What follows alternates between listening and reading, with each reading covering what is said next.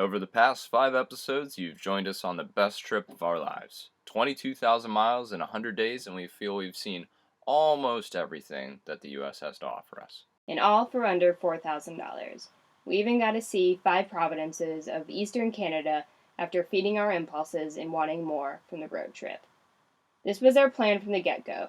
Go see our backyard first and actually feel like we know America, then go see other countries and experience their way of life. We documented this trip because we wanted to share this adventure with you. We feel it is very feasible no matter the budget or time available, and everyone should try and experience this in their lives. Sometimes you don't have to sail around the world to find adventure. Sometimes all you have to do is get to know your own backyard better and drive a few hours to that place you've always wanted to visit.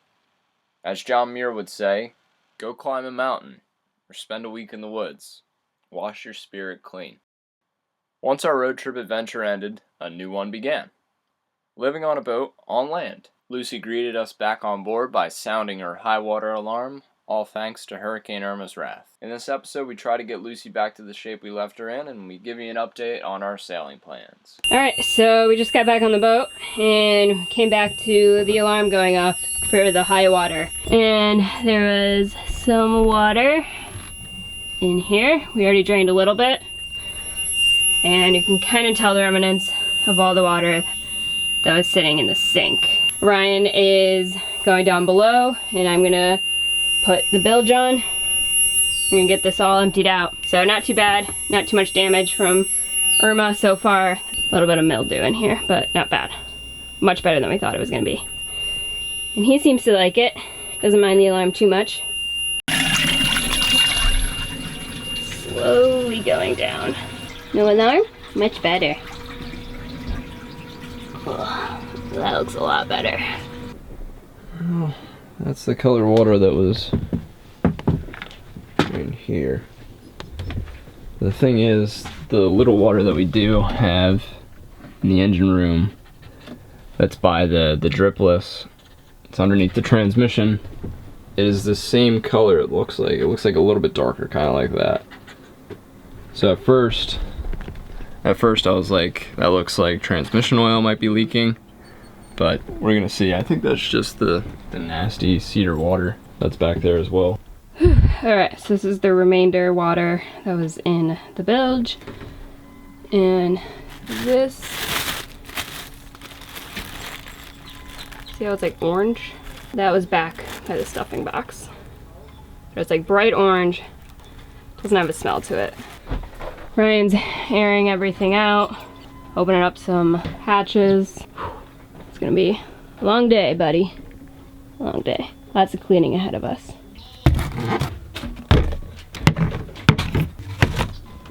Alright, last bucket. Bilge is 99% dry. Just gotta get in there and dry the rest of it up. Can I have that? Yep. So I put a tarp down on the deck. Mainly the area that the deck is always leaking. Since we're going to be tearing up this teak deck, I didn't want any water getting in and getting the core. Everything still seems as firm as it was before. My concern was with Irma ripping through here, I was like, my tarp is definitely going to see some sort of destruction or potentially gone, but my knots definitely worked. Out of all the boat that was like really wet, we thought that this part would be the most wet because it's usually the most wet up here. A lot of water gets through the solar vent and then the forward hatch. So the tarp worked. I had it about 6 inches off deck and it kept everything really dry up there. So that's good for the deck, but deck's coming up in a couple weeks. Any guess what color the head is? Green. Green? Or red.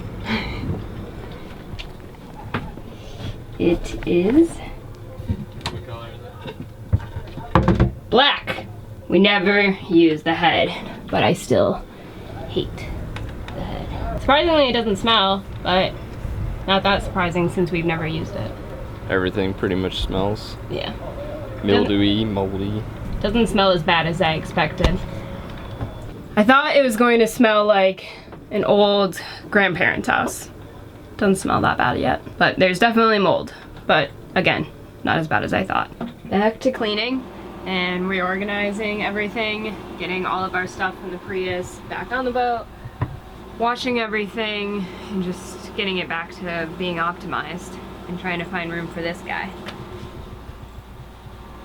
But now, got to clean up all the rest of this water under here. Yeah, we're going to be doing a lot of this over the next 2 months that we're here. We're still trying to decide when exactly we're going to be leaving, because we have a couple different things that we need to consider. Number one, with where we're at right now, it's behind a freshwater lock, as you guys know. We spent almost 2 whole days there, so it was our temporary home. We're trying to not do that again, and we're also trying to not bump bottom our entire way out. So we're still figuring all that out in conjunction with our cruising schedule, projects, and all that stuff. But we're probably gonna have to cut it short on projects. Boat's never gonna be ready, and neither are we, so we have to go eventually. Gotta go.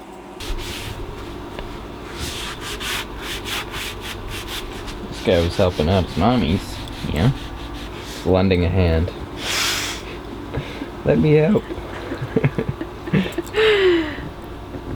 You can help by just laying there, buddy. We're gonna clean up the rest of this standing water. We're gonna take Rue to go to the bathroom because he just rang his bell. And move on to another project. Next project today is going to be diagramming the teak. Yeah. So that we can get some synthetic teak ordered.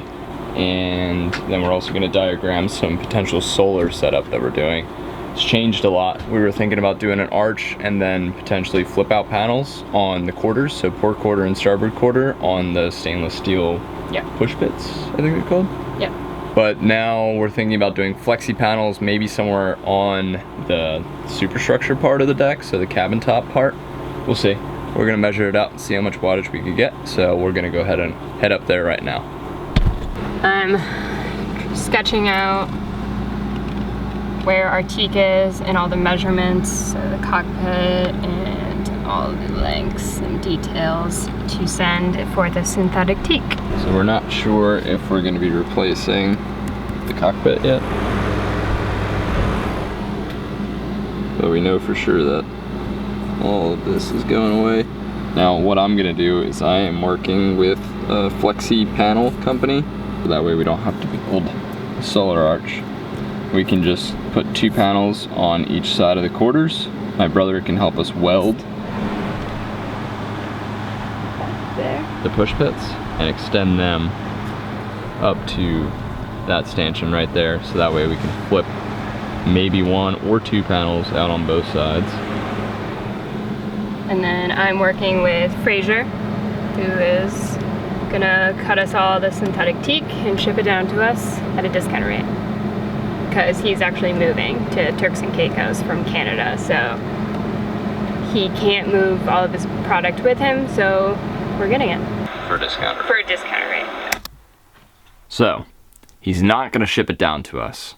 And the reason why is because it would cost $900 to get it shipped down here. That's way too much for us to spend.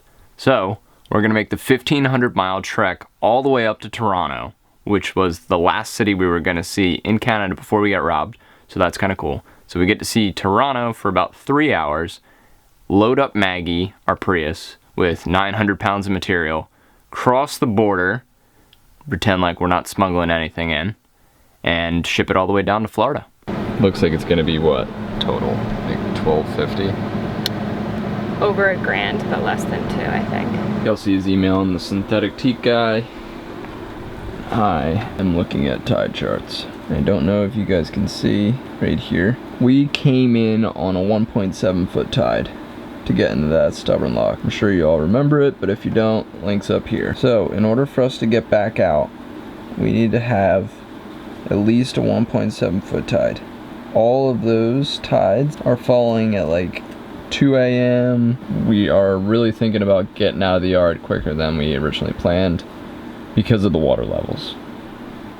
Or else we're gonna be stuck here until summer again, during hurricane season. During the next couple weeks, during December as well, it likely will not change the water level within inside the canal because the water level won't go down because won't it's go at down. max capacity right now. It's at max capacity, and the water and the ground has absorbed as much as possible. So if it doesn't rain, it will lose an inch a week. That's because the ground is all dried out, so it'll start to suck from the canal. So if we have rain, we're great. we're good to extend a little bit longer on the hard, but if we don't, then we need to plan accordingly. We're gonna focus on everything below the water line. So sanding the bottom, repainting it, through holes, patching up anything below the water line that looks questionable, and potentially the synthetic deck if we have time. If not, we'll need to move elsewhere and get a mooring ball somewhere or tie up to a dock and finish it that way. Alright, the scattered life of abandoned comfort. Got my breakfast smoothie right there. I am editing away per usual. And Kelsey just got done scheduling a lot of vet stuff for Rue. So we want to share it for people that have dogs and are thinking about taking them on their great adventure like this guy's going on ours. So what you got for us? What'd you do? So he's getting neutered.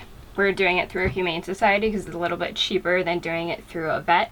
$155 to get him neutered. A lot of countries do require it, and it's just a safety precaution. And then we don't want him knocking up any Caribbean dogs. Yeah, he would too. He totally would. This kid's an animal. You like those Caribbean girls. And then we also needed to get him microchipped, but the ones in the US are mostly 9 digits, and the one we need is an international. It's called ISO, and that's the one that's recognized internationally. It's recognized in Europe and in the Caribbean. If you do have the 9-digit one, they recommend bringing your own scanner, so when you enter the country, you can confirm with customs that you have him registered with a microchip. It will cost about $73 for the chip and the appointment. Alright, so 2 things. We got neutering.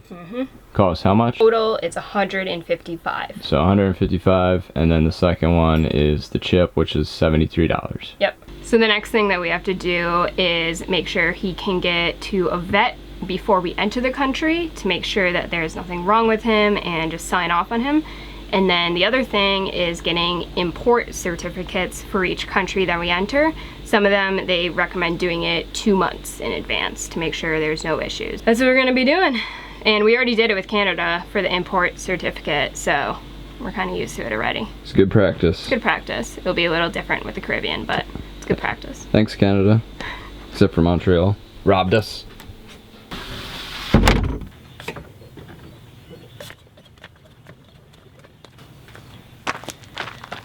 All right, so there you have it.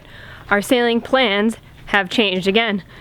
We'll be finishing up just projects below the waterline because of the canal system, and we are dying to get back in the water. Then we'll be finishing up the rest of the projects on the way to the Bahamas. So, if you like seeing us back on the boat, give us a thumbs up, and if you're excited to see certain projects being done, let us know which ones in the comments below. I'm on a river that winds on forever. Follow till I get where I'm going. Maybe I'm heading to die, but I'm still gonna try. I guess I'm going